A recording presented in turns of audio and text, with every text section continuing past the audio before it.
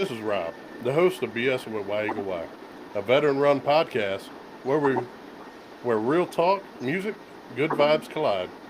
We bring you comical relief with our open season episodes and interviews with bands across every genre, from rock to country to hip hop.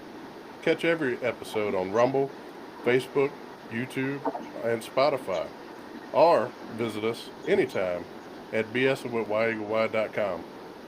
I want to give a big shout out to Ed, the man behind Static Shift Radio, holding it down for rock artists and keeping the scene alive. Go show him some love and check out the website where you can find Static Shift Radio Station and upcoming events. That's staticshiftradio.com. Now rolling with me as always is my co-pilot on the mic, the one and only The Ferg. Big shout out to Disease, the producer, making sure everything sounds clean and tight. Now, once again, 42 returns. Three-piece band out of North Carolina. We have Josh, Andrew, and Lucas.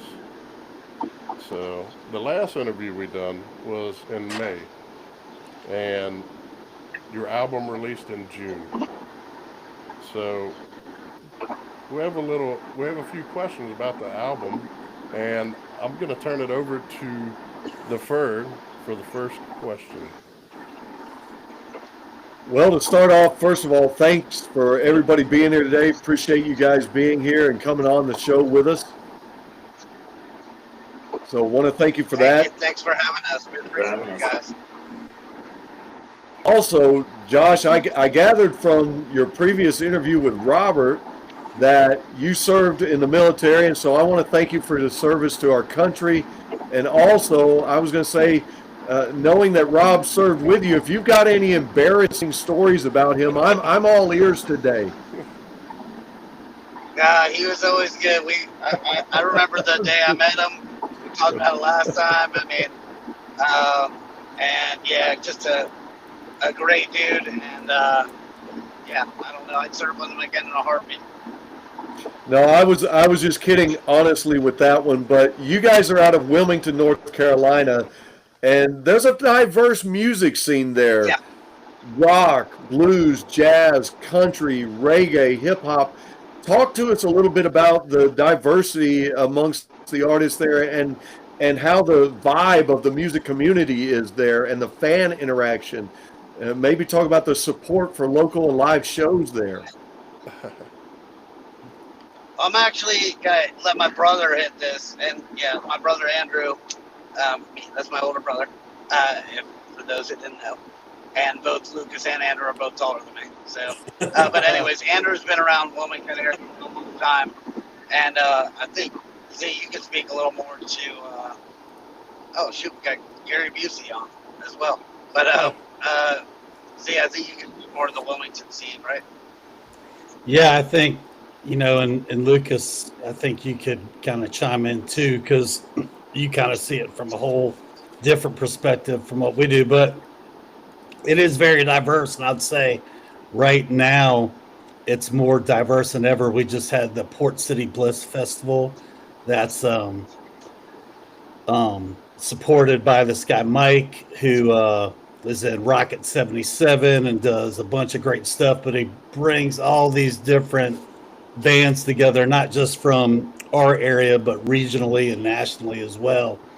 And like you said, I went to a show last night that was a guy playing guitar by himself, a bluegrass punk rock band, kind of a ska punk rock band, and then kind of a funk punk rock band, all in one show. And yeah, there's just a lot of diversity. There's been a lot of people who've been in the scene a long time who are in multiple different bands. Huge metal scene here as well. So yeah, it is really diverse. And then Lucas, you could probably touch on, there's just so many performers that are going out. We have such a huge restaurant and bar culture here. Maybe you could touch on that as well. Yeah, no, I mean, I'll start from my perspective. When I first moved to Wilmington, call it about 4 years ago, I started attending some open mics, and with the idea of basically saying yes to anything in terms of musical opportunity, just because I was looking to play, and I had taken a little bit of a break with some transitions in my life and whatnot, and I could say the community was extremely open, and a lot of times, it's a type of community where if you put the work in, it delivers. I mean, I've played in, I guess you could say I made it with the cover band scene. Being sarcastic, some people say,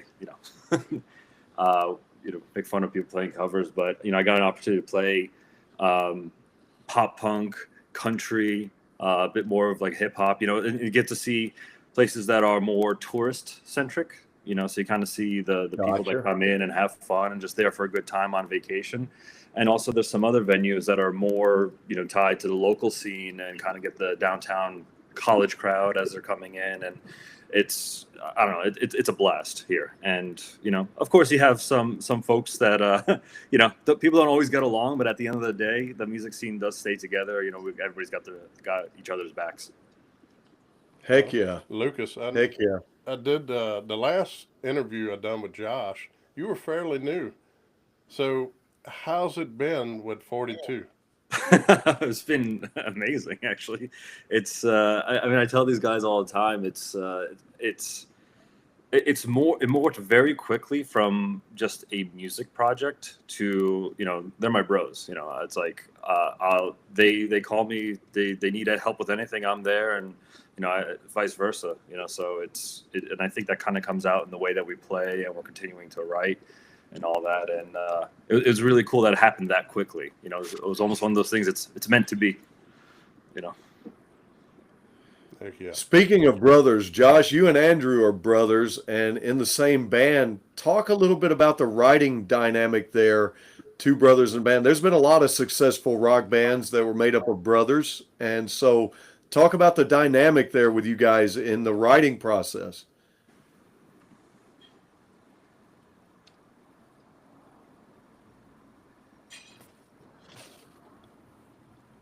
Did we lose them? We can't hear you, Josh. Yes. Going through a bad spot? There we go. Yeah, can you hear me now? Yeah. There we go. Yeah. Sorry, and I'm almost home, so I'll be able to switch out here. Lucas joined us in the October time frame, probably a little before then. I don't know exactly when, but it's funny. My brother and I formed this band probably years ago. Because we've talked about doing it, but to actually action it and really do what we did, it was awesome. But I don't think 42 would have been 42 without Lucas. So although he's the new person in the band, and I wouldn't even say new because, it's over a year now, but really, all three of us as far as writing, a lot actually written with me and my brother. We, grew up listening to a lot of the same music. Obviously, he was my big brother, so, I listened to a lot of stuff he did, and then, there's stuff I've listened to that he likes, and we're getting Lucas into certain things, and we've gotten into stuff because of that. And like even yesterday, we wrote a song, and we just have a really, really transparent and open relationship as far as writing between the three of us. And even songs that I've written before Lucas joined my brother and I don't look at those songs as complete until Lucas has thrown down what he threw down. So even three of the songs that are previously recorded, we're re-recording them in 26 with Lucas on them. Okay, heck yeah. So, yeah, I love writing with Andrew. I love writing with Lucas. I love being on stage with them. It's just awesome. Hands down. But so, yes, me and my brother are in a band together, but it's kind of funny because, he's my big brother. I was jumping all over him during Thanksgiving and hugging him and stuff. But at bands like this and during the shows, we're all one equal unit. Lucas probably has to tell us to shut up half the time. So we operate as 42. No, when Josh and I get onto a topic of anything, it can bounce very quickly. And Andrew's the voice of reason, keeping us tethered to say, "All right, guys, let's actually try to get something done." he's the one to keep you guys in line, you know. Exactly. Well, Definitely. Andrew, Old timer. He's for the you. he's the true big brother of the band. I got one for you, Andrew. Yeah. The big brother. So, can you? I've watched a previous show where an interview that you done, and I learned something new about you, Andrew. The time you've spent on drums, you know, and listening to the music sounds like you've been playing, you know, a lot longer than what you've played now. Yeah, Can Andrew. you give us a little rundown? You know, I did, and I always want to put it out there. I did play in band from like 4th grade to 8th grade. Okay, maybe it was just a bass drum and a snare, but I did play. Now, I did take many, many, many years off, but I could tell you, with Josh, who's always been in music and bands and CDs, and with all the bands I love, I always was the greatest air drummer you've ever seen in the world. So I was doing a lot of practice air drumming, but when I actually got on a drum set, I wasn't as good as my air drumming. So I had to put in a lot of work, and I still, you know, I try to practice 4 or 5 times a week, and I put in a lot of time, and I watch these drummers that are out there who are so amazing, especially a lot of the young kids. But we have a lot of great drummers in Wilmington. So, you know, I just try to pick up stuff here or there. And, you know, I know I'm not an elite drummer, but I know that I give my all to my band. And I think they give me a lot of confidence in knowing that I represent 42 to the fullest. And that's all I care about. You know, I'm not trying to be Neil Peart. I'm not trying to be anybody except Andrew and represent 42. And, you know, I do my best to kind of capture our sound, and I'm getting better at it every day. Well, I could tell you do an amazing job. Heck yeah. Yeah. So Thank you. If I could just jump in here, one thing that I was thinking about while you're answering, Andrew, is back to the writing question. What I love about the way that we write is kind of our 3 backgrounds come together in a very interesting way. I mean, a way that I love. You know, with Josh's experience with various bands and being frontman, and Andrew coming in here with like, you know, almost like this fresh perspective on how drums should be and learning to the song. And then I probably have more of like the classical training. It's not true classical training, but I know more about music theory. So it's kind of like trying to break and get away from those things. So I think it helps what makes 42 42. Yeah. Yeah, I like that. You know, I go back to you were talking about how we write songs, and I can remember Atlantic, which was basically one of the first songs me and Josh ever came up with. And it's funny, in my mind, I took 2 different songs that we kind of came up with, and I mushed them together. And I remember Josh at first was like, "Yeah, we kind of don't necessarily do that," but then he was like, "No, this works." And it was pretty neat that even though I didn't really know what I was talking about, it kind of came to fruition. And Atlantic, it sounds way better now that Lucas has made the bass lines his own live. But when we record it, it's one of my favorite songs ever. Heck yeah.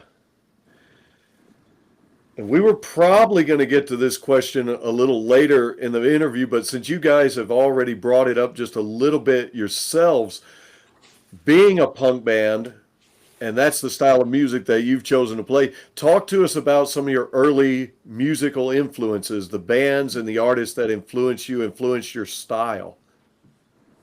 Well, so I've been playing in punk rock bands for a long time, since the early 90s. And I was fortunate enough to have opened for a lot of my favorite bands in the 90s, and the punk and ska scene stuff. So, but I think for me and to where we're at now, you know, my brother was a big influence on me just because of music in general. And then, you know, but as far as bands go, you know, we're Millencolin, Inspection 12, Bad Religion, No Effects. Your standard any Fat Record band or any Epitaph band. I mean, I'm probably not going to shy away from them. Any River Monster band. Heck um, yeah. I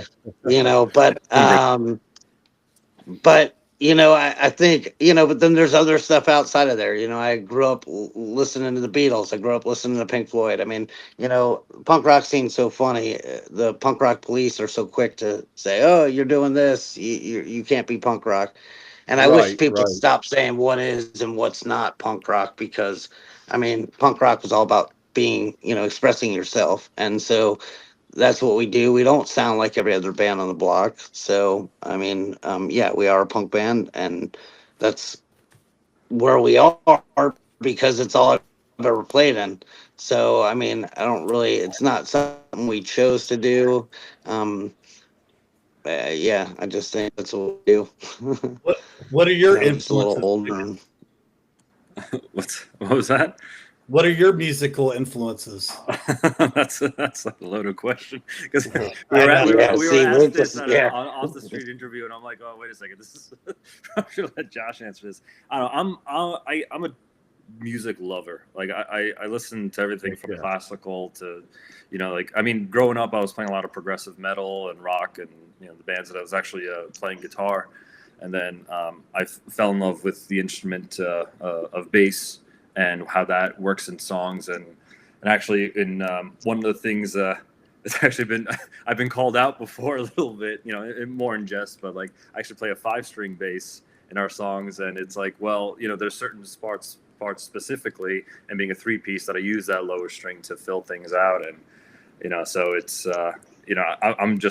I'm just loving everything that we're doing from that perspective. Yeah. We love you, Lucas. What about you, Z? What are your musical influences? Mine, I think I've said this before, but mine are a lot of Florida bands like Lame, Yeah.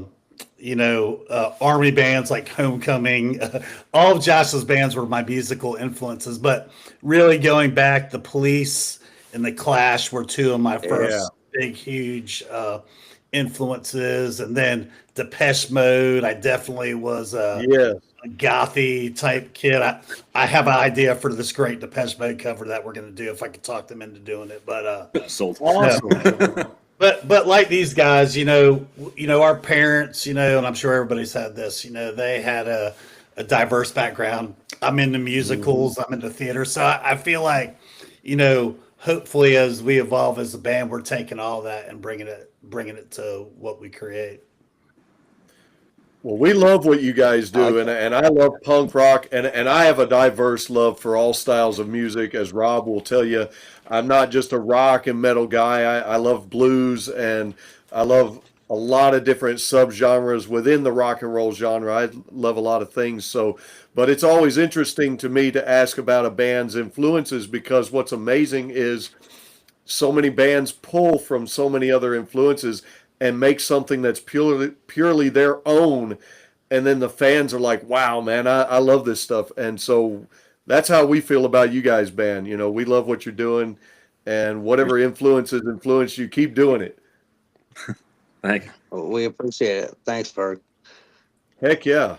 I mean, and as you can see behind me, I mean, I got everybody back here: Beatles, Ozzy, Kiss, Elvis. I'm wearing the Stones today. I got it all. Oh, yeah. But I would like to ask you about this. I think this is pretty awesome. I think it's awesome where you guys got the name for your band. I think it's pretty awesome that you got the name for your band from A Hitchhiker's Guide to the Galaxy. So talk about the origins of the band a little bit and coming together, and that's just so cool that you got your name from there. So 42. So yeah. So it comes from there. So when I was in Iraq in 06, I named my aid station. One of them, did 3 of them in our location. I named one of them 42. I have it tattooed right here.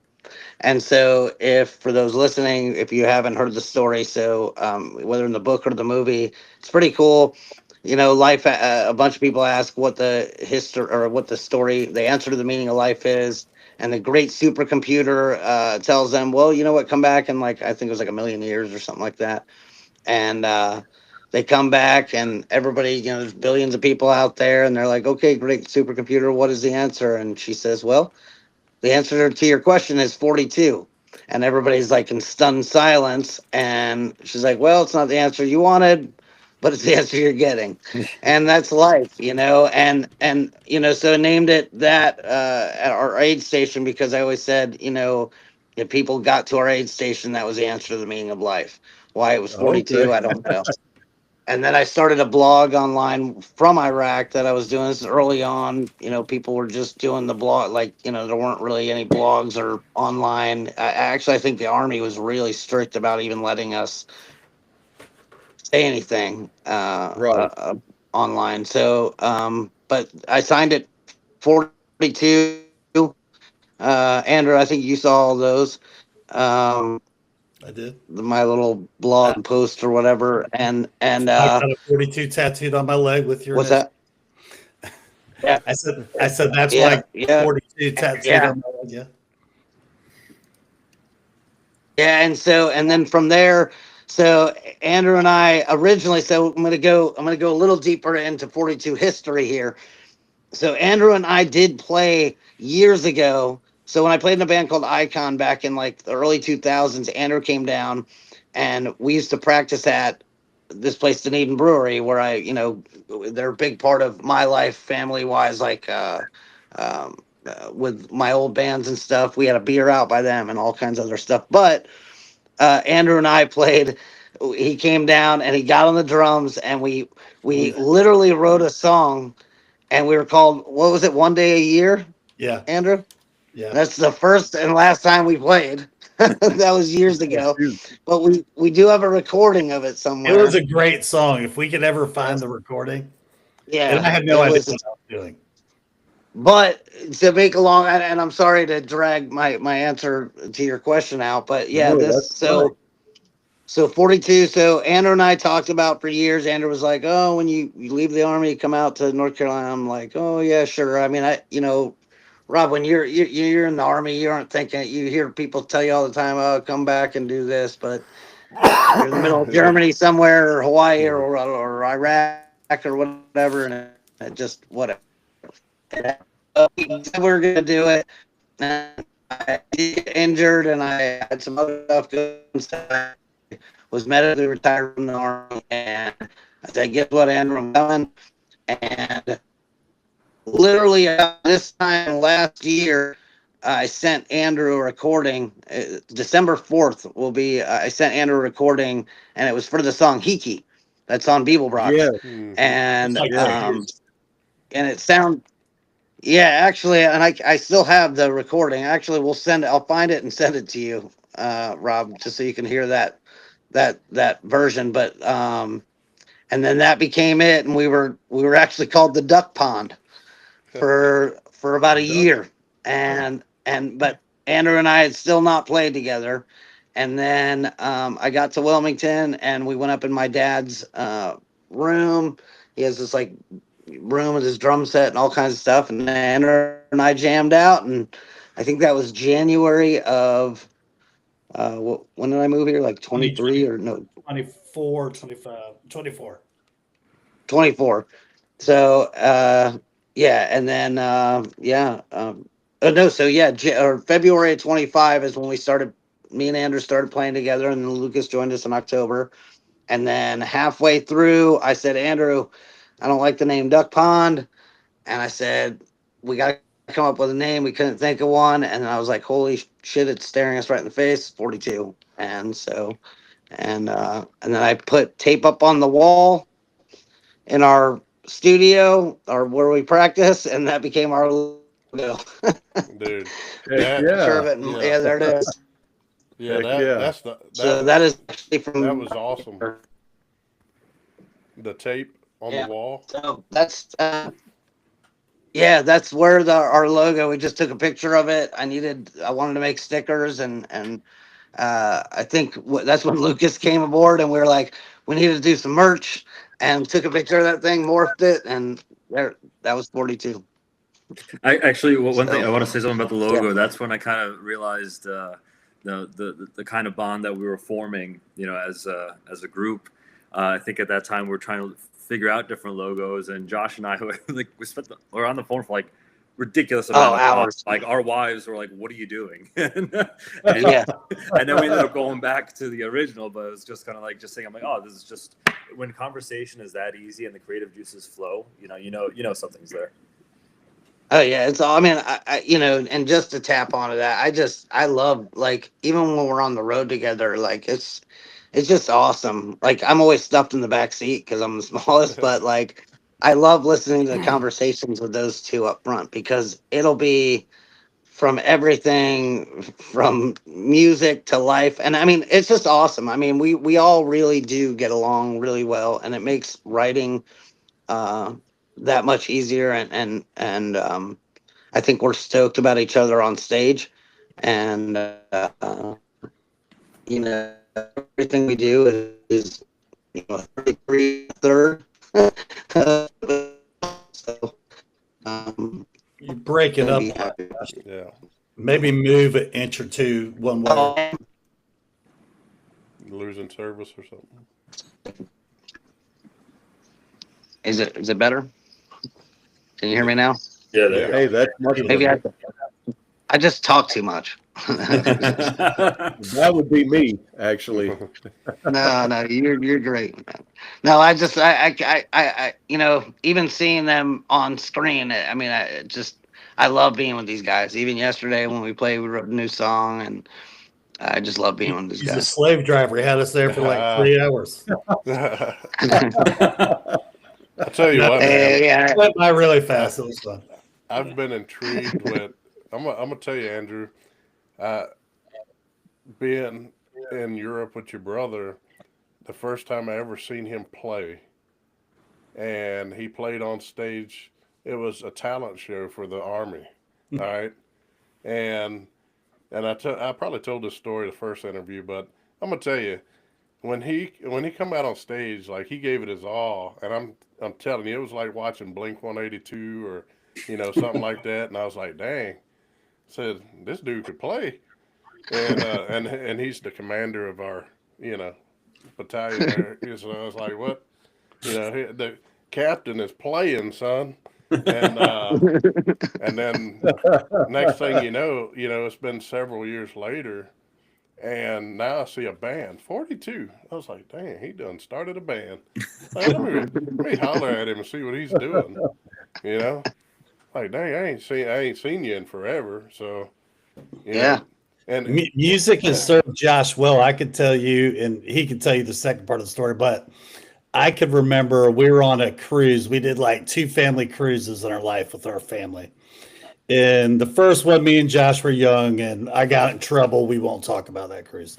The second cruise, we were both young, and they were doing a similar kind of talent show, and Josh went up and sang "Hey Jude," and he referenced this earlier. The Beatles definitely was probably Josh's first major influence in his musical career.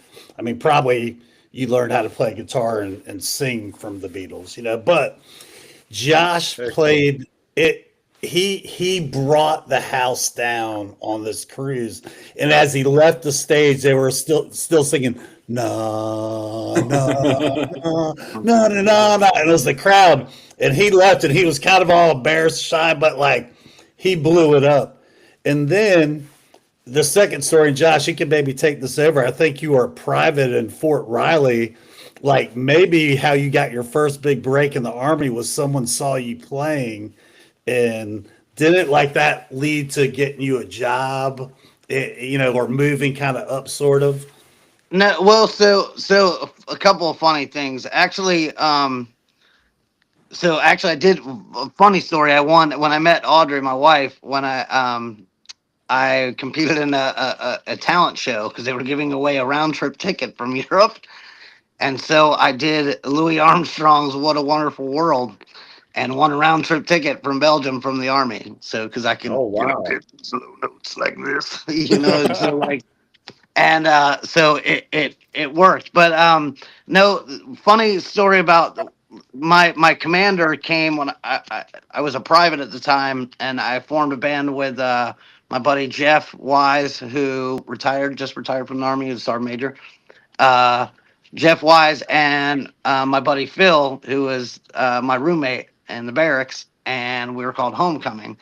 And I'll never forget, we were part of an infantry battalion, so everybody showed up to the show. It was awesome. We were terrible, but the bar loved us. We You brought guys in are alcohol. awesome. I mean, it was fun. It was absolute mayhem. I mean, and Rob, it's a whole infantry battalion showing up to a dang show with alcohol. I mean, just it was pure chaos. But I remember I was the commander's driver, and I remember he came to see us on Saturday, and he was like, "Oh my God, you guys were awesome." And then on Monday, I was sweeping the motor pool, and he comes up because I was my commander's driver, and he's like, "Man, Josh," he goes, "that show was awesome Saturday." And he's like, you guys were freaking rock stars." I was like, "Yeah, pretty cool." He goes, "Now look at you, you're sweeping the motor pool." I'm like, "Oh, that's dirty, man." But yeah, that was kind of cool. I mean, it was it helped. And then yeah, I mean, it was good being in bands. I played in bands and everywhere I was stationed, from Belgium to Riley to you name it. So I love it.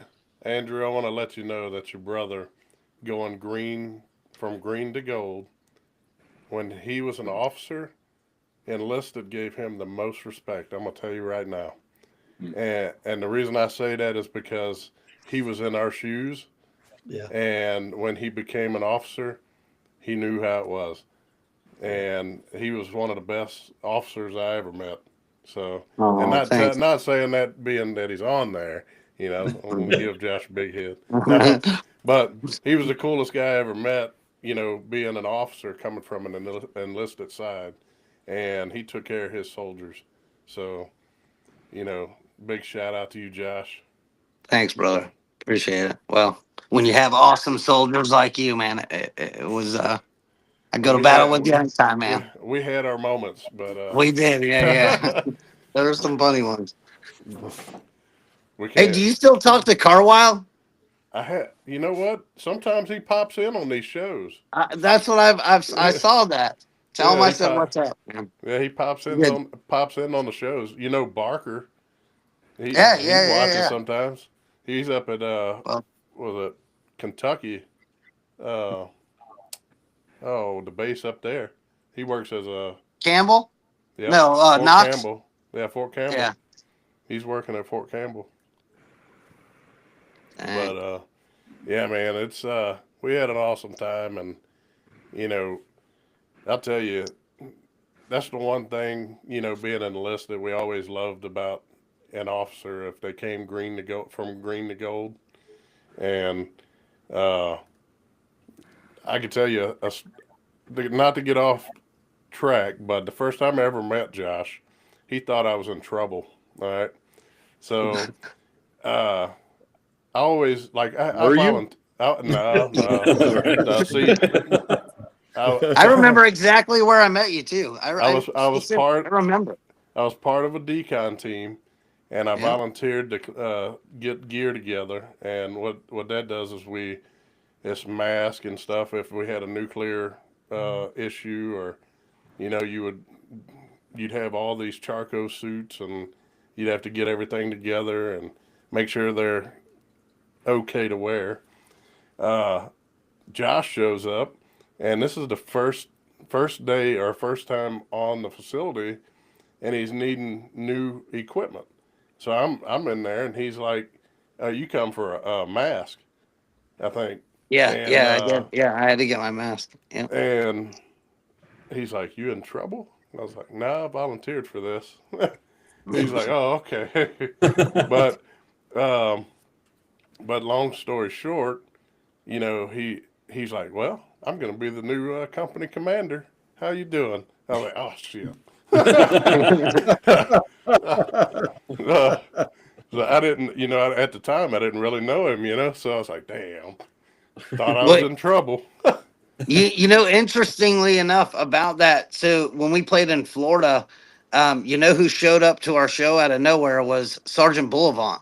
Whoa, hey. Yeah, like he came up behind me and he's like, "Hey," and I'm like, I turn around and there he is. I'm like, "Are you kidding me?" I'm like, "Holy crap!" But I think he was in there that day. Yeah, he that was. when I met you. Yeah, Yeah, he was. and then he was our NBC guy. So Yep. that's so crazy. And you guys met him, Andrew and Lucas. Yeah, he My drove up buddy. 3 hours. Yeah. Yeah, he is with his cane. Still looks the Yep. same, Rob. Yeah. It's like I got to learn a lot about Josh that day. He hadn't grown. He had, So great. I could tell you, he probably hasn't grown much hair back. no. Yeah, no. He's doing good though. It was good to see him.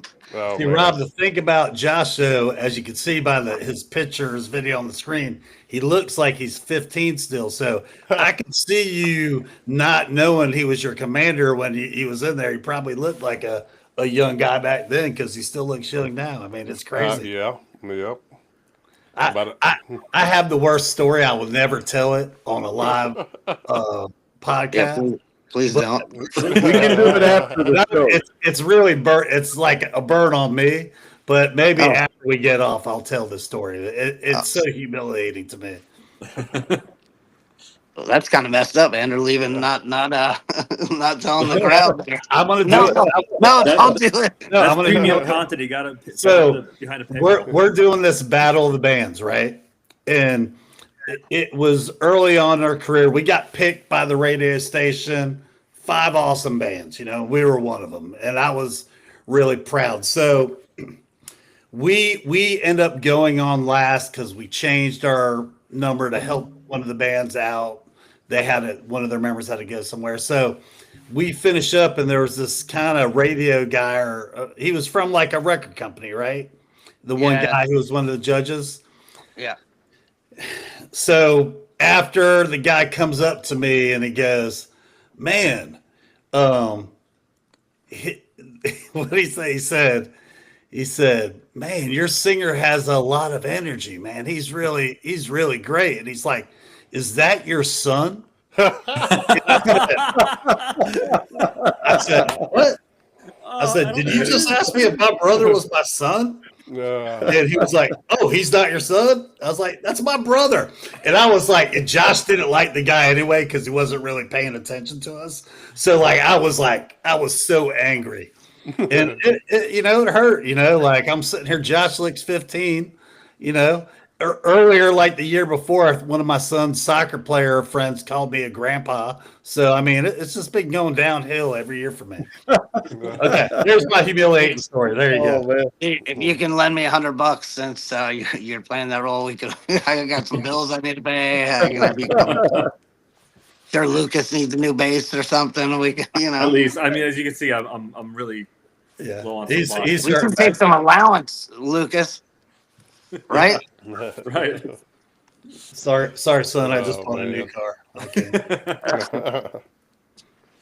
He's got. Well, we really do want to on a jump boat. into we really do want to jump into some of the songs with you, but I kind of had a guitar question for you. Some of the bands like Green Day and the Ramones, guys have been they often play something like a Fender Telecaster or a Stratocaster, and I think the guitar player from Rancid prefers a Gretsch. What's your weapon of choice there, Josh? What? So I use for me, so Lucas and I I'll let Lucas tell his, and Andrew actually we're getting a new set actually, but for me, I've been using a Gibson SG for the last as my main guitar since 2001. I started out playing like Strats and stuff. My first guitar is at the brewery hanging above the bar.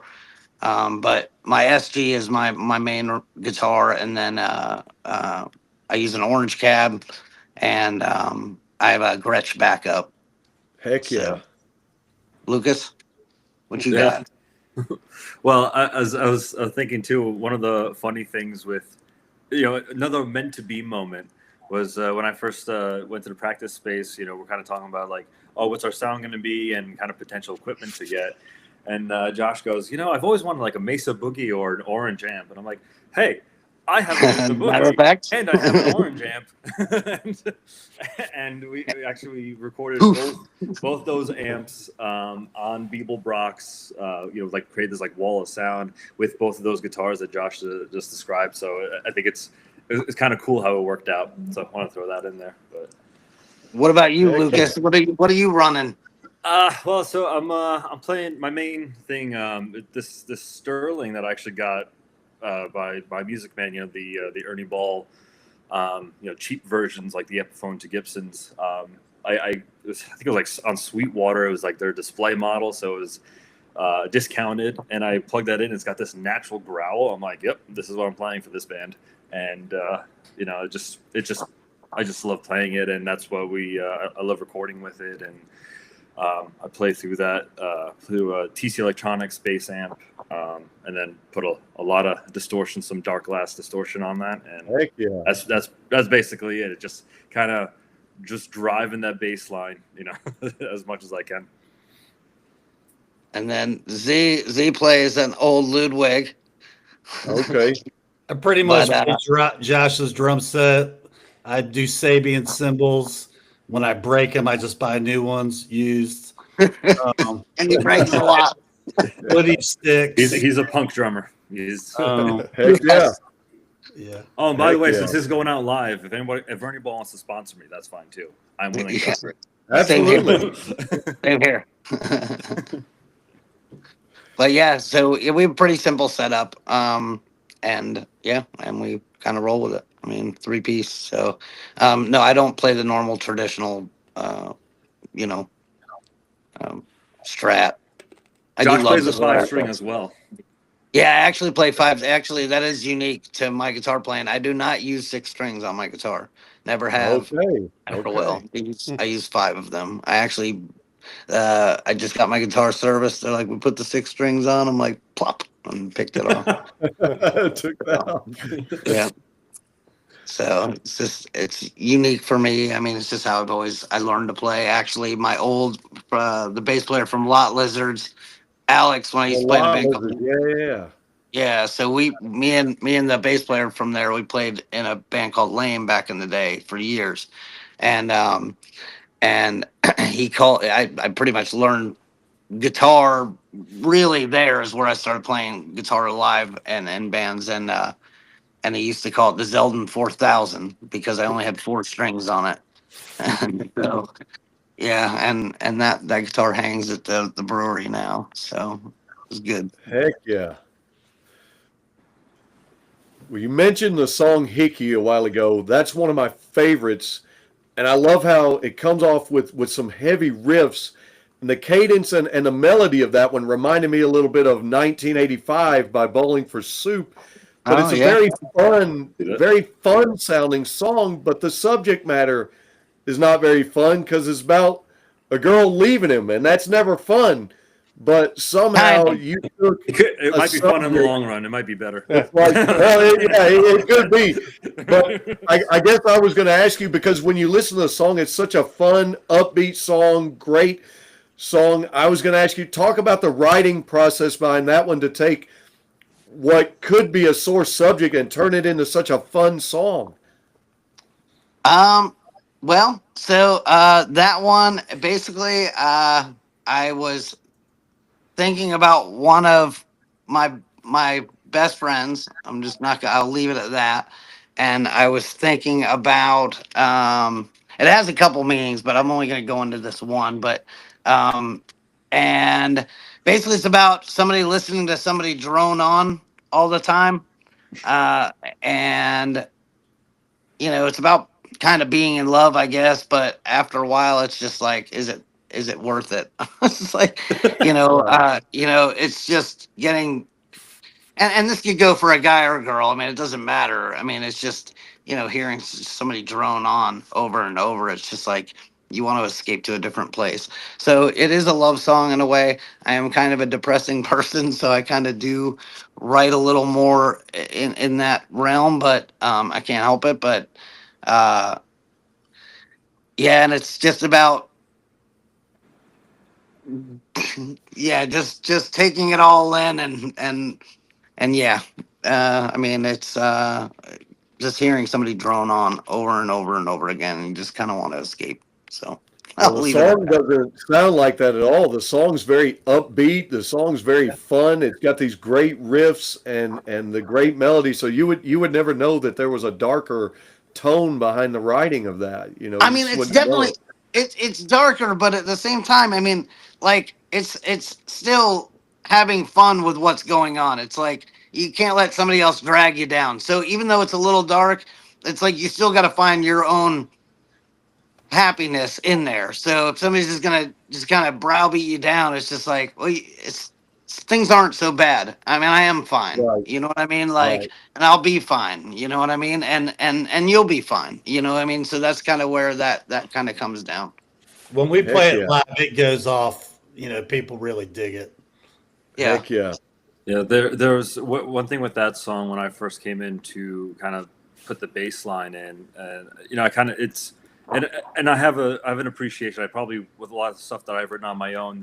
I like that element of that mixed dark versus happy sound, because it's kind of like the truthfulness of life, is authenticity of life, and like with all three of us have families and all that. Sometimes like you're struggling on the inside and then going in. At least that's how I interpret it. The first time Yep. I'm playing, so.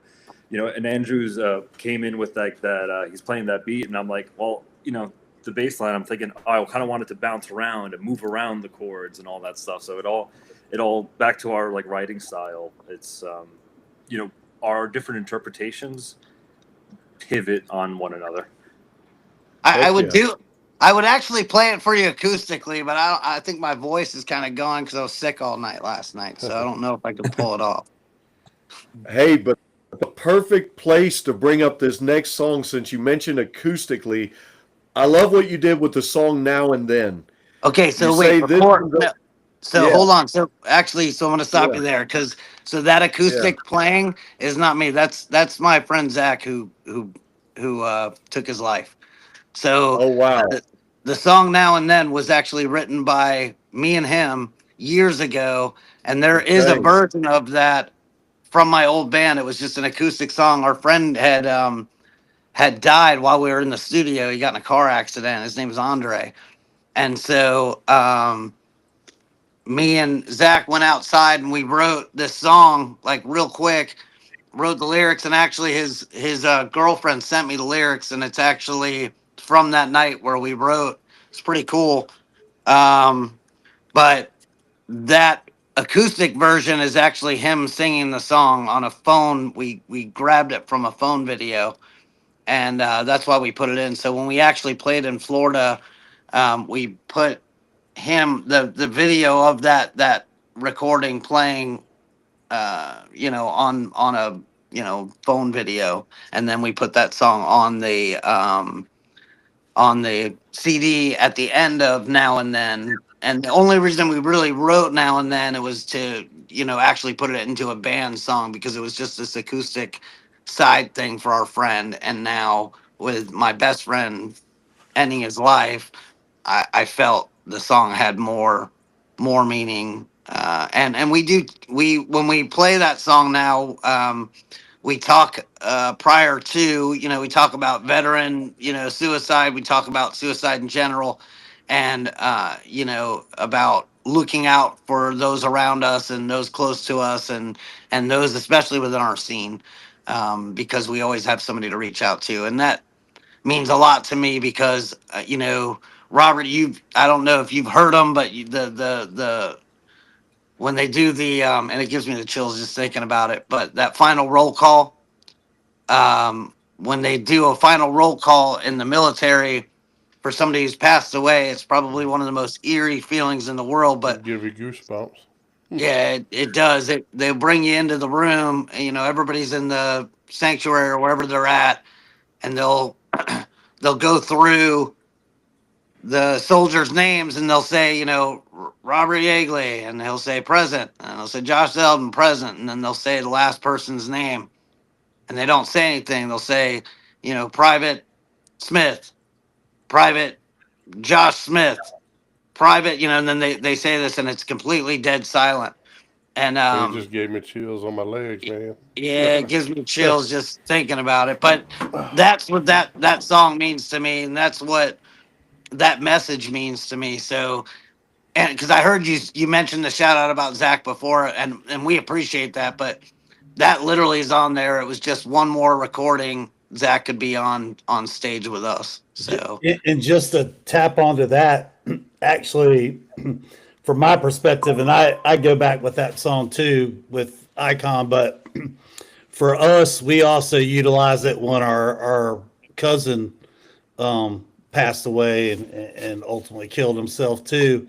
And as we were doing 42, I always was trying to get Josh to buy into some of the old songs that I love. Like, hey, we could make this. And Josh always veered away from that. Like, we're going to create our own sound and our own thing. But with that song, we were able to share it. Like, me and Josh were like recording in the studio. Lucas knows. I think you heard the original version, which wasn't as good, but like we were able to play and show Zach. So Zach actually got to hear us do it, and it was so proud of us, kind of recreating that song.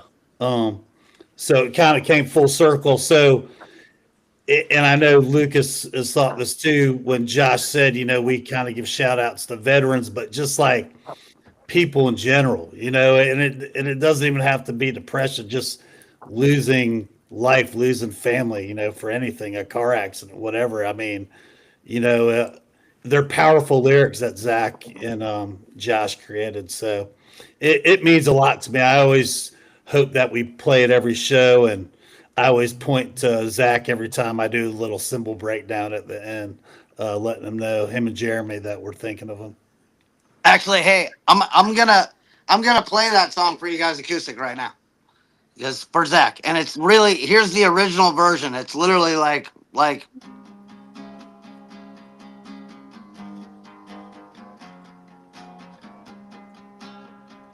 can you hear it okay? We hear you. Yeah. Well, it's so long. You're a bitter and it's all wrong. No one's always happening, but it's over. Let it go, my good friend, and just follow. Lights keep breaking in, and now you're always on our minds. Memories keep us close to our good times, and now you're always in our hearts. Now you know the things we don't. There you go. There it is. Wow. That's great. And I appreciate you guys giving the message that you did about the song and that you do that at your shows and everything.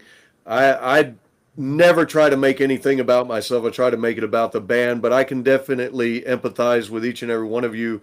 I lost a brother in 2019 to the same thing. I actually walked in and saw a very horrific scene that I'm not going to describe on camera, but something you should never have to go through. And he was also a veteran. He did 5 years in the Corps, and then my younger brother, who did 24 in the Navy, talked Jerry into going to the Navy. So he left the Corps and become a squid for 8 years, which was a hard transition for him. But we need more of that. We need more messages out there, and to have a band that's putting such a positive message out there for people that are struggling like that, we can't say thank you enough. Appreciate it. Yep. Yeah. He means it. I mean, Zach means the world to me. I think about him. There's not a day that doesn't go by that I don't think about him. But and so we'll always have that song in there, yeah. And the message is simple. I mean, it's like, if you're feeling down, talk to somebody. You're only in this marble once, so, and not for a long time. So nothing's that bad, Yep. Absolutely. And if any veterans out there watching this, Absolutely. we do a program on the side. You can reach out to me and I'm a part of Kindred Vets, which we help our brothers and sisters and their families. So if you're in a bad place, you can reach out to me, and like, you ain't even got to say what it is in the comments. Uh, just say, Rob, I need to talk to you, and we'll get you to where you need to be. So, um, yeah, Ferg knows what I do on the side. I'm part of a club that Absolutely. we escort fallen soldiers. We also here recently, I don't, there was a retired command sergeant major that needed help, that he couldn't get help from the VA, a motorized scooter, to be able to get around. The club got together and got him one, and Awesome. so we try to help the veterans because it's tough out there. Being a veteran, we know, Josh can account for that. It's rough, Also, man. Transition's not easy. I mean, and I mean, it really isn't. To have been in a institution for 20 something years, to come over to the other side, it's definitely a challenge. I don't care who you are. You know, Absolutely. it's wild. Absolutely. But we have people there to support us, and that's you great folks. I mean, and we're there to support people, like Robert said. I mean, if anybody is needs to talk, I mean, anybody from my band, I know you can reach directly out to us. Lucas says it every show, and he, Andrew says it, and they ain't full of it. I mean, we'll stop anything we got to do to help somebody in need, and I would hope everybody would do that. Yeah, as far as I'm concerned, if we're involved in a show together, whether you're an audience member or all that, we've got a connection. So Yeah, I agree. We all you guys for that. And I definitely thank Rob for that. And I've told him that many times. Means a lot to me. While I haven't served, several of my family members, friends have. We all know somebody, and that means the world. And so, thank you to all you guys, and thank you for that message. Thank you for the message in the song. Speaking of songs, let's have a little fun. Let's get on a high note here for just a minute, Yeah. because there's one song that I want to talk about. I told Rob I wanted to talk about this one because I love the lyrics. I'm a lyric guy. I'm definitely a music guy, but I love the lyrics too. And I love this one. I want to talk about Snoots. Snoots. I love some of the lyrics in that. If we fell asleep in tears, would we still be lying here? Would you go away? I would never tell a lie. It would ruin my alibi. And then he says, if we met in different times, would we lead a life of crime? Would we find something more? A random moon in outer space, I would take you to this place where I could find you alone. I love all that. That just, I don't know, the writing behind that, and it's so fun. It's just like, it's kind of like the ballad of the album. If there was going to be one, talk about it. So Snoots was written. So that's one of the earlier songs we wrote, and it's actually going to be re-recorded because Lucas has added a lot to it, and we've changed some of the stuff on it. But it's about my wife, and I've just always called her Snoots. There's a whole story behind that. I don't have it in front of me, but if you look if you go to any of our music sites where the Snoots song is, the picture, that's my wife. And so me and Andrew were at the studio one night, and I think Andrew's drum head broke. It was either that or the kick drum pedal. It was my snare. I was replacing the snare head. Yeah. Oh yes, yeah. I knew it was something, and so I started writing in the back, and Andrew's like, "Oh, that's pretty cool," and Andrew fixed this thing, and we kind of just, I think we were done for the day, and then there it is, yeah, there's Snoots, and I think we were done for the day, and I don't know. We went back and we just wrote it, and yeah, I wrote the lyrics. I'm always weird about writing love song lyrics because I don't want them to come off cheesy. But well, I love that girl, and yeah, I mean, I'd lead a life of crime with her. So Actually, though, Yeah. in that song, that's one of the few songs where Josh won't come off his lyrics too easy. But on that song, Josh wrote the lyrics, but in the bridge, I wrote those lyrics. yeah, oh And, yeah, Oh, Yeah. okay. and it's separate from Josh. It is a love story, but it wasn't about Josh's wife, of course. But like, I work with a Yeah. lot of people with Alzheimer's and other related dementias. So like, I was looking at it with this love story that Josh was creating, and early on, it was like they keep finding each other over and over throughout infinity and time. Him and Snoots, him and Audrey. Heck yeah. But I was looking at it from like a couple where one of them, they were losing their memories, but they were still going to be able to connect, again in this different time. And it was pretty cool for me to like actually participate because Josh is great, and Lucas can say this. Musically, we're putting stuff down together, we're playing off each other, but lyrically, like Josh, he has an idea of what he wants to say.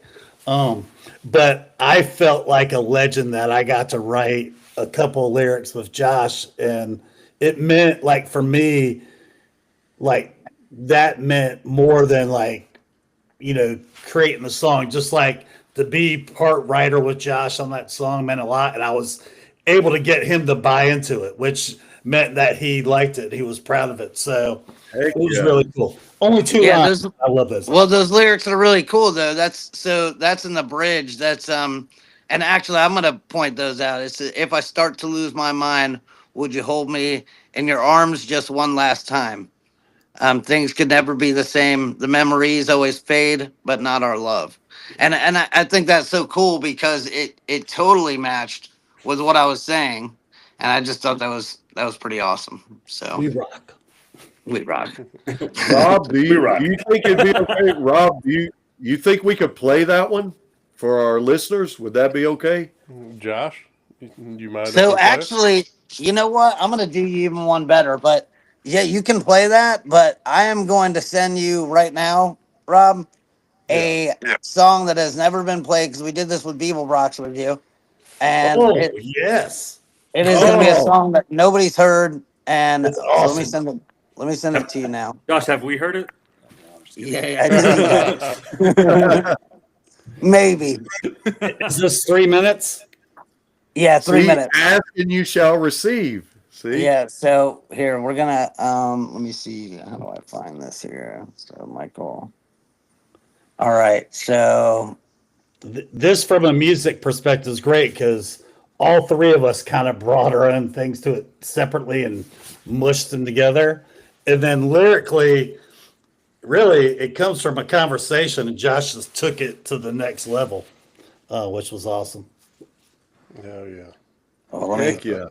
I'm sending it to you now. But so Snoots, though, if you, I mean, you're more than welcome to. Hold on, let me see. Why do I send this to you? You're Yeah, emailing actually, that to while me, you're looking Josh? for that, Josh, Andrew, like you bring up a good point because I think this is probably one of the first songs that we wrote completely from scratch altogether. All the other songs off Beeblebrox, there was some kind of origin and maybe Yeah. adding some tweaks to it. So it's yeah. I'm trying to. Another one, Stick It, that Lucas, that was his song. His first, he was like, Okay. "Do my song, guys." But Oh, sorry, I'm trying to send it. Well, so many Oh, you're artists talk so many times about the situations that you didn't expect to happen is where some of the best songwriting comes out of. Things that were unplanned or like, you broke that drum head, things happen and then it's amazing how it works that way with bands and with songwriters. I love it. You know what's cool about that drumhead story? I actually sometimes, we'll film ourselves with our phones in the studios. And I didn't realize at the time, but it was filming us. You see me changing the snare head as Josh is creating Snoots. And Josh will just make up lyrics. But I remember going back to my wife being like, check this out. This is a cool song. And she was like, man, that's awesome. He came. I was like, yeah, he just made that up while I was changing my snare drum. It was the Well, I just sent it to you. Yeah. So that's one of the two songs we will be releasing that one here probably within the next this is month. kind of a world premiere. Yeah. That's pretty cool. Well, this is the first place I showed Beeblebrox. So we might as well do it again. Hell yeah. You emailed it to me, Josh? Yeah. Okay. Let me know if you It's the one I sent you the code on, huh? Yep. Got a twofer here. Heck yeah. Yep. Yeah, it's sent. Got it. So this is definitely these. Oh my gosh, sorry. You'll like these lyrics, Ferg. Yeah, I like these lyrics a lot. Actually, these are some of my favorites. Well, I'm looking forward to it. That's for sure. Oh. All right. Definitely. But yeah, Snoots is a lot of fun. I love that song. And actually, we've had our boy, we've had our boy Bill play guitar with us on stage from 5 Foot Nothing. Okay. Yeah, and he's actually been playing guitar on Snoots with us live just for fun. Well, I saw where you played with those guys. Yeah, they're probably our brother bands. I mean, like they like they're the closest. I mean, me and Bill hang out all the time. Yeah, I mean they're awesome. I think Andrew went and saw one of their members playing a show last night, right, Andrew? Yep. Eric, Pretty Little Disasters or Heavy Disasters. Punk band. Awesome. They're awesome, yeah. So I mean, but yeah, I don't know, great scene here. Okay, it's queued up. So I want to appreciate it, Josh, Andrew, and Lucas, for letting this channel be the first to play your song. You know, just like Beeblebrox, and you know, here it is.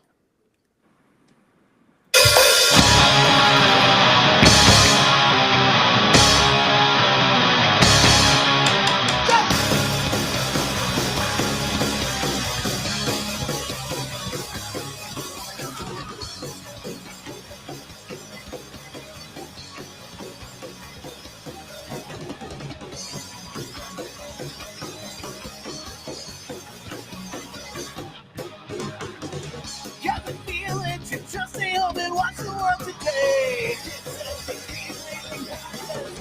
It's me on my brain just slowly breaking down. When the skyline is bleeding, when the barricades fall, it's a headline we're reading. When tomorrow's burning, there's no one left in the cold.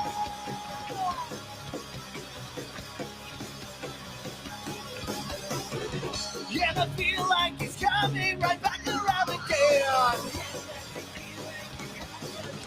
I can see that my world is slowly breaking down. When the skyline is bleeding, when the barricades fall, it's in the headlines we're reading. When tomorrow's burning, there's no one left now. And I don't want to feel let down. Everywhere I look, it's the same old thing. They just walk away.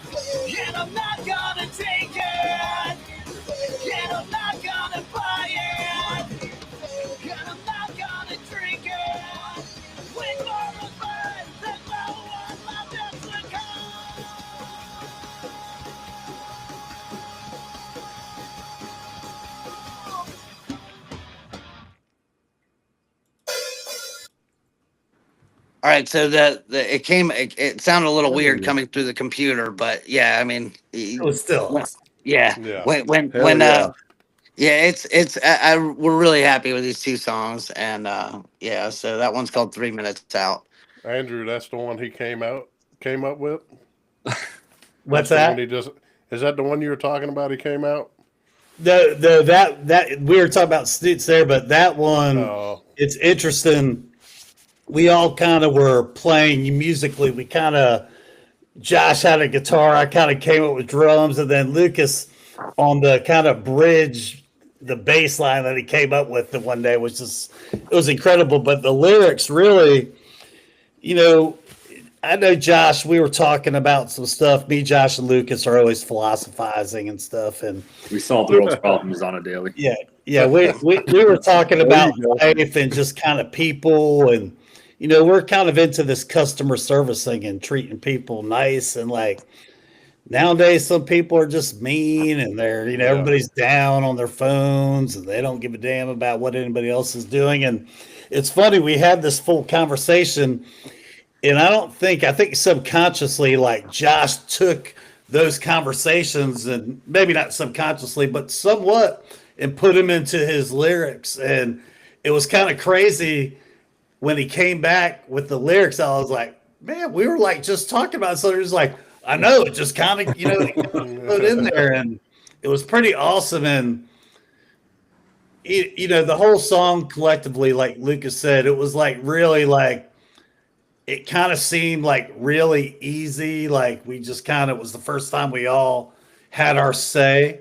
And, me and Josh are brothers. Lucas has, dealt with this. Like, we're intense, I'm a big brother to Josh, but like in terms of band world, he's my big brother, So, I mean, we're working all that stuff out. And so it's pretty cool that we could kind of come together and be on the same page. Even yesterday when we were working on a new song, like we're working it out, and it's fairly easy to do. It's just kind of, we talk it out. We try some things. It doesn't work. We try something else. And yeah, I was really proud of that song. I mean, not that I'm not proud of the other song, Stick It.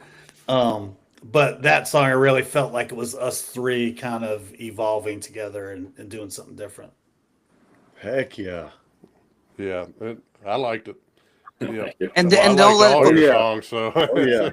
Andrew and I mean, I feel bad for Lucas sometimes. He has to be the I have a younger brother, so I get it. Like, yeah. The sounding He has board to hear us. stepbrother. Well, it's good. I mean, me and Andrew. I mean, we'll do our thing, and but I mean, at the end of the day, Andrew has always been like my biggest hero, my big brother. I mean, I have actually, interestingly enough, his name tattooed on my leg as well, which I had my buddy Jordan, who owns Mom's Tattoos in Florida, tattooed it with a guitar string years and years and years ago, and said he's going to own a shop one day, and now he does. But yeah, I mean, me and my brother are going to argue, and Lucas has seen some blowouts, but for the most part, I mean, we're brothers. I mean, we argue, and then it's like whatever. You better not go touch my drum set. Yeah, Right. trust me. I put my nuts on his set all the time. It's actually his drum set. Yeah, I realize. I can't do anything about it. No, that's Andrew. But yeah, I mean, I've said it earlier in the show. I mean, I couldn't be happier. I mean, just the friendship. I think we're all really lucky. We've talked about adding another person to our band as a second guitar player, but it's finding that person, and the closest person would be is our buddy Bill. But it's just I don't know. There's just something with the three of us. We enjoy. It just works. Heck yeah. If it ain't broke, why fix it? Yeah, exactly. And there's nothing wrong with that. I love what you said, because a lot of people, we talked about musical influences earlier, and you're talking about your big brother being your big hero. Stevie Ray Vaughan said for years that his brother Jimmy, that was his biggest influence. Yeah. Yeah, well, I mean, And that's weird to hear sometimes. I mean, Andrew tells me, I mean, I've been hearing it, for I mean, it's weird, to hear your big brother, but I mean, I get it. I mean, but like still, even when we play, I mean, I think it's with both of them. I mean, the first people I look to after we play a show, I look to Lucas and Andrew and I'm like, hey, is everything good? Like, Heck they're yeah. my bros, I want to make sure we do right by each other too. So, you know, good Speaking times. of playing shows, you're going to play a benefit show on December 7th for the warming shelter. Talk to us about that benefit and talk to us about that show. It's going to be you and 7 other bands.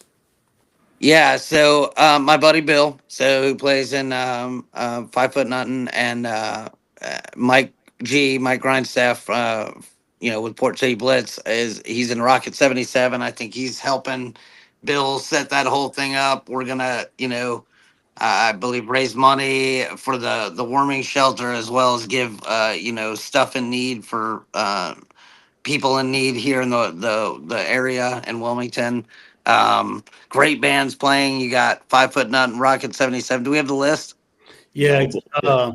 the Explainers, Bat Asterix, MK, Lewis, Photo Club, the Petty Disasters, which that's Eric's bluegrass Side punk band. band, and then the Good Grief, who they're like a legendary kind of punk metal band here in town. They're playing and they're awesome.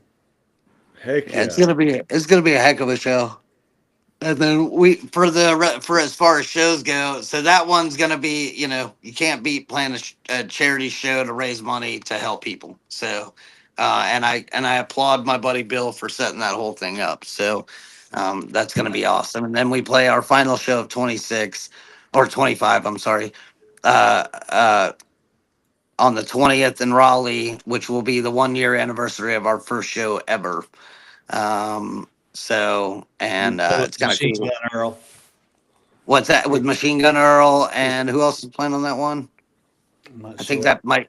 Yeah, I know Machine Gun Earl and us, and I know 5 Foot was gonna play, but I don't think they can. So, Finger Knurl's another River Monster band. I don't know if you're looking for more guests, they'd be fun ones to have. oh yeah, Machine Gun Earl would be great to have. Yeah, they're They awesome. got quite a catalog. They're awesome live. We played with them at a skate park and it was awesome. Yeah. Yeah, you should get Yeah. 5 Foot Nothing on here too. Yeah. Heck yeah. Actually, yeah, because actually Bill, an interesting story. Sorry to keep bringing Bill up, but Bill's actually an ex-Army and Navy veteran. He Nice. retired. He went kind of green to gold, but he went, from the Army over to the Navy. And awesome dude. Awesome guy. So Heck, after the show, I had to get the contact information from you guys. for sure. So, Rob, you were going to ask them about one of the shows, weren't you? well, I'd like to know what is the plan for 2026 for 42? Do you have the plans laid out? Well, we have a semi roadmap. I wouldn't say plan. We plan to do some regional touring. Well, probably I'd say East Coast touring. This year, and then we'll be doing a lot of that. We have a full length record coming out on River Monster, probably early summer. It'll be our first full length release. It'll come out on vinyl from River Monster, and then we will, obviously it'll be streaming.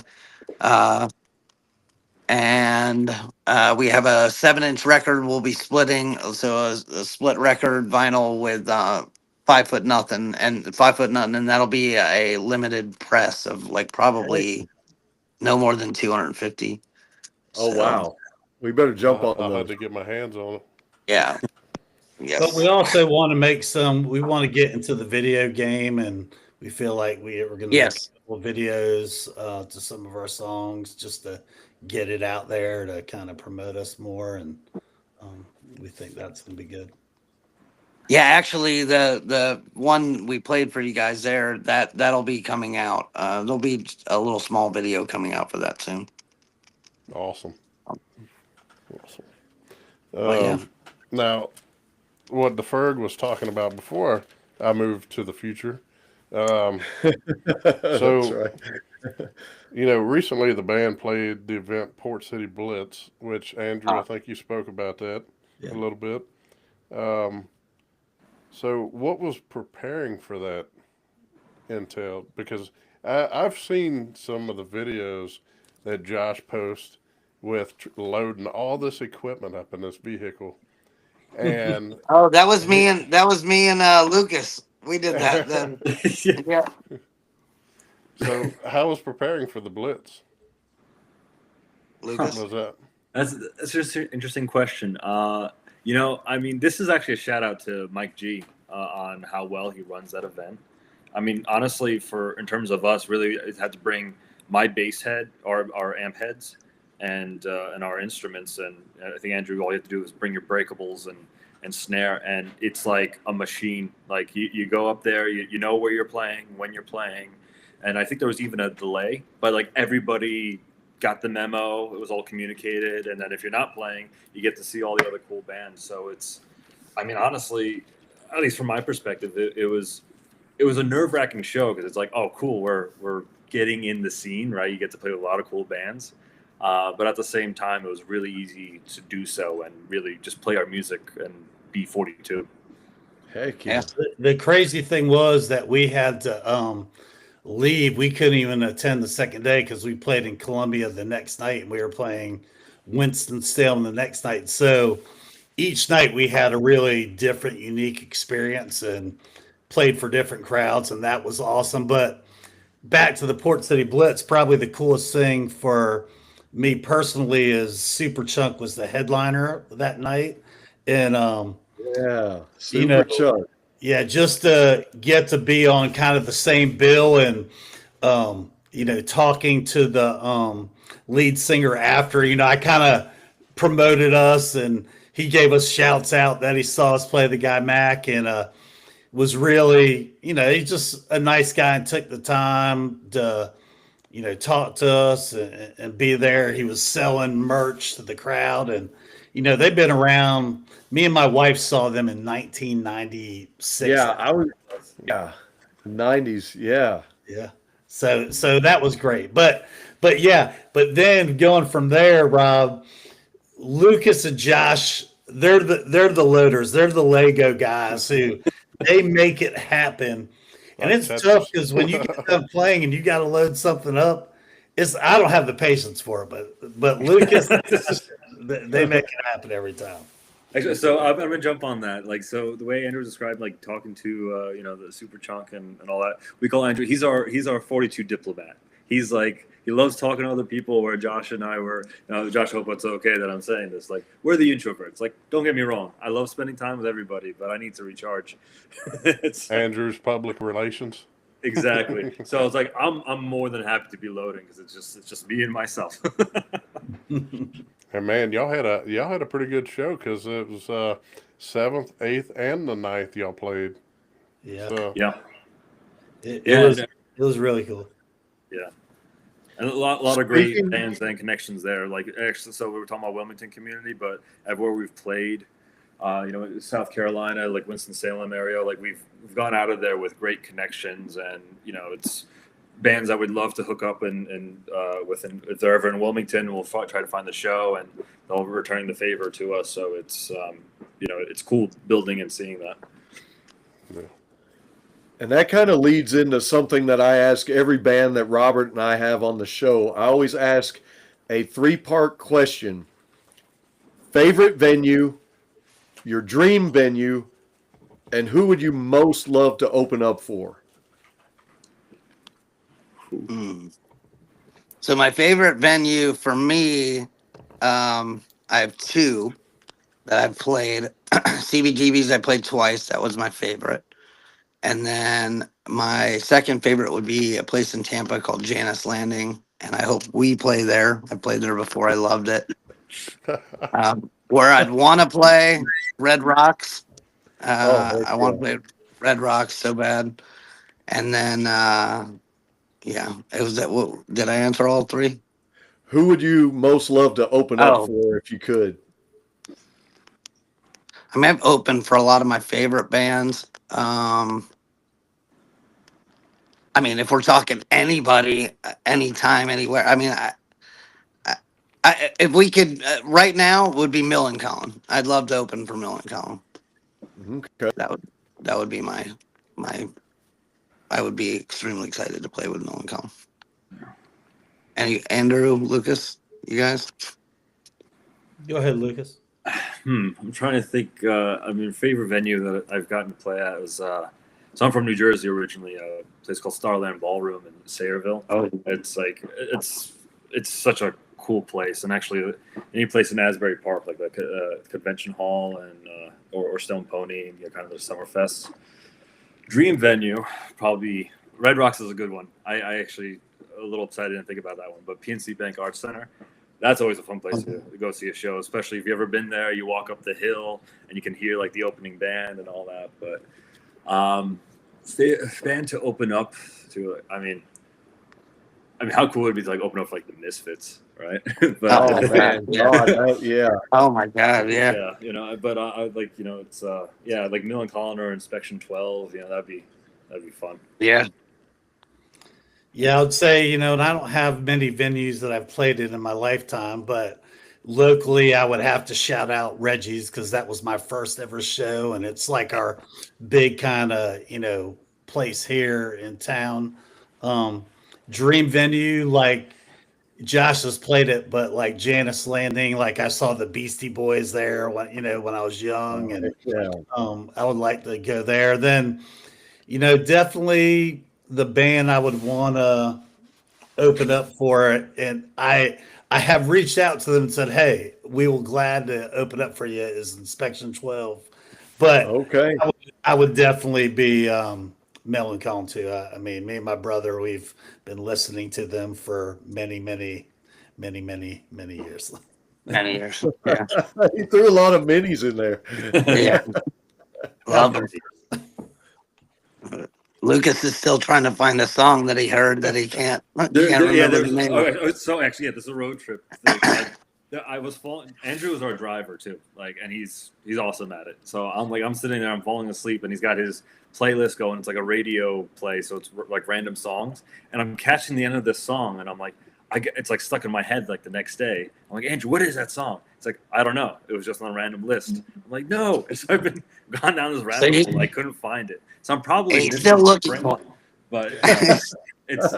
I mean, these guys are annoyed by it at this point. I'm like, oh, maybe that's a song. Maybe that's a song. Yeah, we always are like, wait, was it that one? But it's been going on for months now. Yeah. So That's good stuff. we love it. Heck yeah. Where can everybody find Beeble Brox and all other music that you've got coming out? Where can people find you and listen to you? Lucas. Oh, Instagram, Spotify, Amazon Music, Apple Music, all the streaming services. We distribute through Lander, so they're pushing it out to everything. Bandcamp. Yeah. You can find us on Bandcamp. Yeah, You can find us everywhere. River Monster. If you go to River Monster Records, their website, their Facebook page, you'll see us there. Information about us and other cool bands on there. Got to give a shout out to that community as well. Yeah, huge shout out to River Monster. We love you, Larry. Heck yeah. He's just awesome. We just played the River Monster Showcase. That's the one that Andrew was talking about down in Columbia, and it was killer. Great place, great bands, and that was a little nerve wracking for us because we didn't know anybody going into that show except for Larry, and these were all bands we hadn't met, and it was awesome. I mean, it was just a great night. I thought that was a great place to play. Great people. So fun. That whole weekend was a blast. Yeah. It was just a kick-ass weekend. Well, It guys, seems like you guys have a great relationship with River Monster Records, so that's awesome that they promote you and you guys promote them. That's pretty awesome. We love it. We love it. heck yeah. Larry's been a good dude to us, and he's just a good guy to everybody he comes in contact with, especially music-wise. He'll support anybody, and we need more Larrys in the world. Yeah, definitely. Thank you, Larry. And Yeah, I've thanks, spoke Larry. to him a few times before this interview, so Yeah, great guy, and I plan to have him on the show too to talk about the record company. Oh, sweet. Nice. So, Heck yeah. That's yeah. awesome. I can't wait for that. But I want to thank you guys for coming on the show as always. Oh, Robert. Thank you Thank for having you. us. Thanks, Rob. Thanks for. And, Thanks yeah, for Andrew, thanks, Rob. You guys are awesome. Yeah, thanks, Robert. You too, Disease. so Yeah. we're coming up Yeah. on our hour and a half, and I don't want to keep you guys all night, but we could definitely chat all the time, or anytime. So that's a wrap on today's episode of BSing with Y Eagle Y. Big love to the band 42 for hanging with us and sharing their sound and story. Y'all go check them out. Support their music. From all of us here at BSing with Y Eagle Y and Static Shift Radio, happy holidays. Wishing you good music, good laughs, and great times ahead.